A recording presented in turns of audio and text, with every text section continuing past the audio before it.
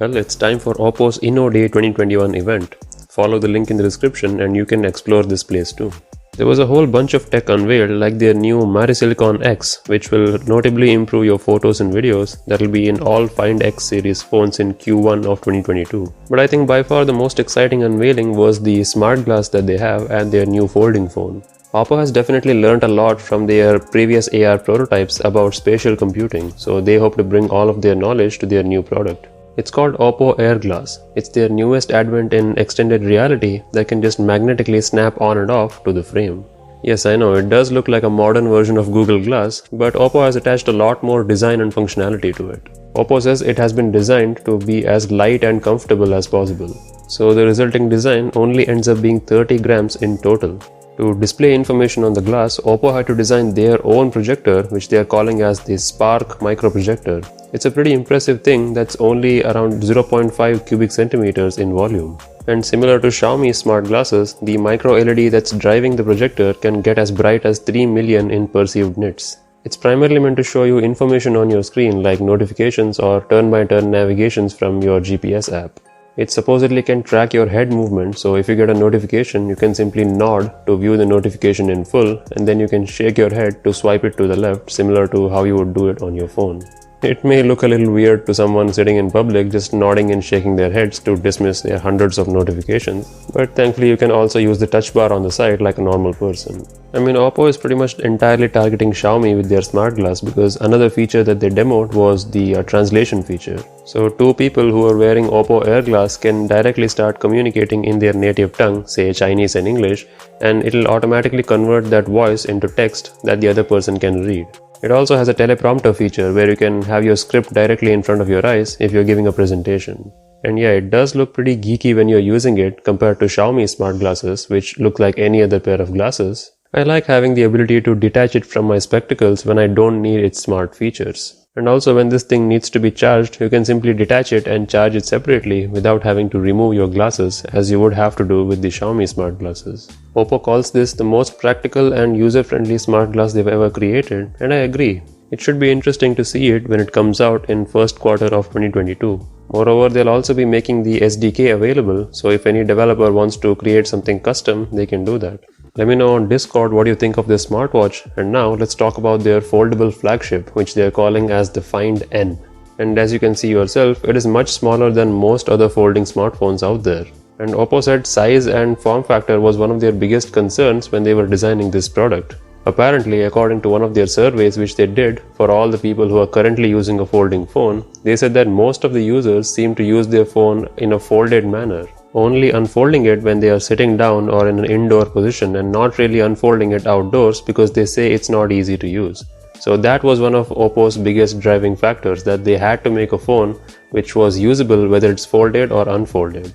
And they say the second biggest factor for them was apparently beauty. Oppo wanted to make this thing look good. It has to be beautiful. They even made a "that's what she said" joke by saying it feels so good in the hand. When folded up, the screen is a 5.8-inch display on the front. Oppo openly said that it's exactly like an iPhone, and when it's opened up, it'll be a 7.1-inch form factor, which they compared to a book. The displays support up to 120Hz of adaptive refresh rate and can go up to a peak brightness of 1000 nits.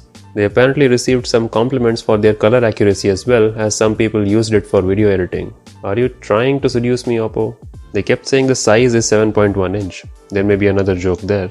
When opened, the display has almost a 4:3 aspect ratio, which, as they pointed, has a number of benefits. Especially when you are multitasking with picture-in-picture, the elements need not overlap one another. He also says it doesn't feel weird to use this in an elevator because apparently size matters.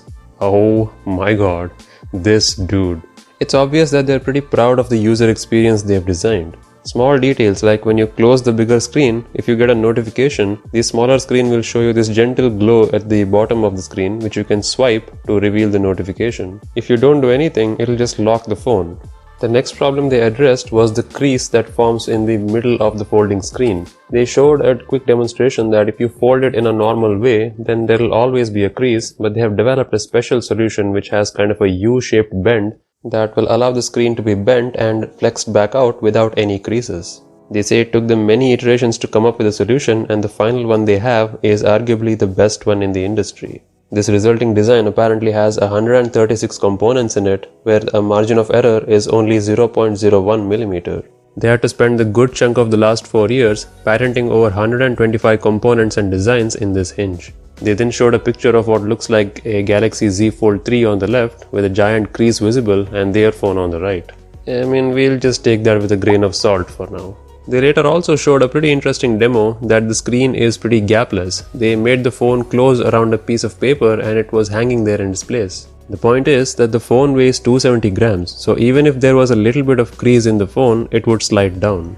The display is made of an ultra-thin glass material which is flexible, similar to how the Galaxy Z Fold 3 is made of. And there's an ultra-thin layer of stainless steel underneath it to give it some strength. The resulting display survived over 200,000 folds and unfolds, which is equivalent of folding it 100 times a day, which would give you a life of 5 years. I mean, again, we'll take their word for now. The point they were trying to make is that they did not give this phone any special treatment just because it's a folding phone. They were clearly mocking Samsung for passing on the original Galaxy Fold 1 with all of its limitations. They say that a company can't just say that, hey, this phone is really innovative, please buy it. They have to make it stand up even to normal phones. And they're trying to seduce me again by showing its video editing features. They're also in the works to develop some 3D views so you can use this as a dashboard in your car. They've made a very easy gesture to enter split screen mode. In any app, you have to swipe down with 2 fingers to create a divide. They've also developed a lot of modified software to be used in a half-open mode, which they are calling it as Flex Phone mode. The general idea is that the content will be on the first screen and the controls will be on the second. And yes, you can use the rear camera for selfies using the front display as a viewfinder. Anyways, those were some of the brief highlights of the 2 main devices that I thought were pretty interesting from the Innoday event. You'll find more details about specs and other things in the description, but let me know what you think. I'm actually pretty impressed with Oppo. The care and attention they took to develop a fully functional folding phone is actually pretty good. Sure, Samsung made the first commercially available premium folding phone, but it took them several attempts to get it right. Oppo chose to take their advantage of being a latecomer and learned all of their mistakes from their competitors. If you'd like to see more videos like this, then consider subscribing here on YouTube and join us on our Discord. Link is in the description.